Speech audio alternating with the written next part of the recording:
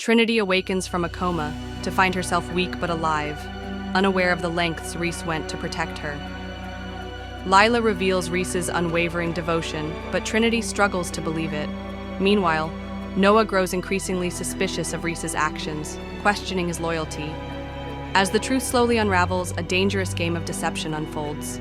Will Trinity ever truly believe in Reece's love for her?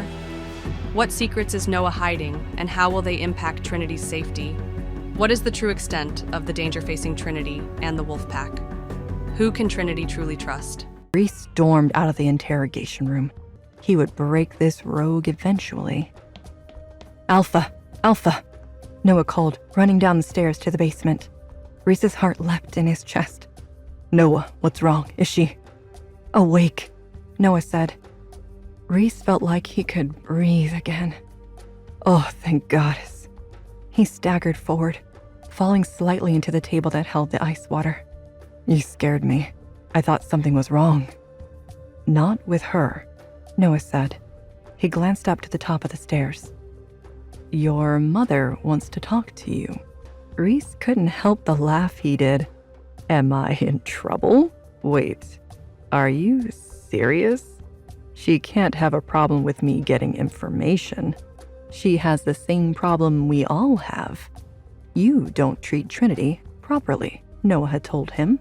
Reece huffed. Not this again. He wrenched his hands from the water and pushed his hair back. A bit of water dribbled down his forehead and he swiped it with his bruised knuckles. I don't need a lecture on how to treat my mate. Don't tell me. Tell your mom. I will, Reece said, after I get some answers. Then he can make the attack stop. Trinity would be safe then. What good are answers if Trinity won't talk to you? Not a lot, Reece thought, but he didn't know how to talk to Trinity anyway. He couldn't look at Trinity and tell her that he had failed. He didn't even know when he started to care about her so deeply. He'd built thick walls around his heart to protect himself from ever having the same problems that nearly destroyed their packs. The goddess didn't care about that. She laughed at his plans and sent him someone who brought out his every fear. Someone who could worm her way in and tear the walls down from inside before he even knew she was there.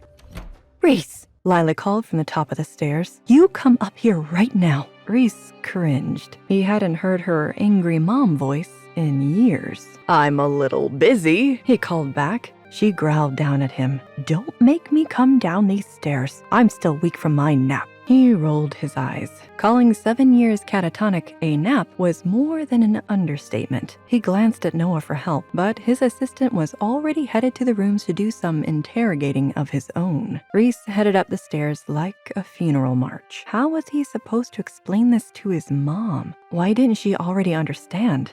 Before you start, she cut him off before he could finish the sentence. You have that poor girl terrified. Honestly, Reece, you can't keep doing this. You can't make her pay for what Mandy did. Reece roared.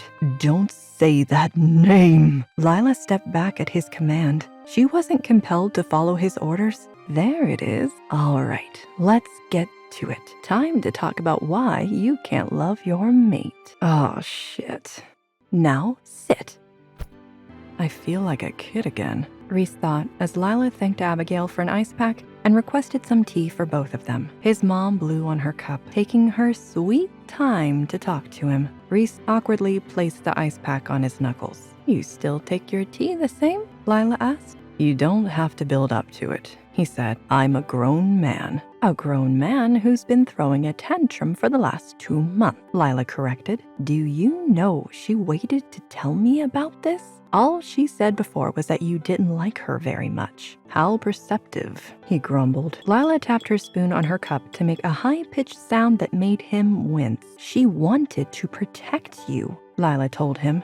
From what? This conversation? From losing your mother's respect. If Lyla's glare was anything to go by, Reece had lost it. He had waited years to have her back, and it only took one conversation with Trinity to ruin it all. I knew she'd poison you, he said. She doesn't understand. Everything I do is to protect her and our pack. You asked how anyone could ever love someone like her. Who does that protect? Lyla asked. Reece glanced down at her words. He'd felt awful about them before. but hearing his mother repeat them filled him with shame. Lyla snapped to pull Reece's eyes back to her. She said, "I don't care what you thought you were doing. There is nothing on this planet that should make a man, let alone an alpha, say those words to his mate. But nothing," she repeated. "You were made to love each other. So you have two options. Either you get your act together and beg that girl every day until loving you stops hurting her so badly, or you keep pushing her away and she can hate you forever instead." Reece stared into his tea, the bitter taste mirroring the turmoil in his soul. His mother's words echoed in the silence, a damning indictment of his actions. Will he choose to embrace love, to mend the broken pieces of his heart and fight for Trinity? Or will he succumb to his own stubbornness, pushing her further away and risking losing her forever? Hey, I am Trinity. Want to know what happens next? Then click the link in the description below and download the Pocket FM app and listen to the exciting episodes of Chosen by Fate, Rejected by the Alpha,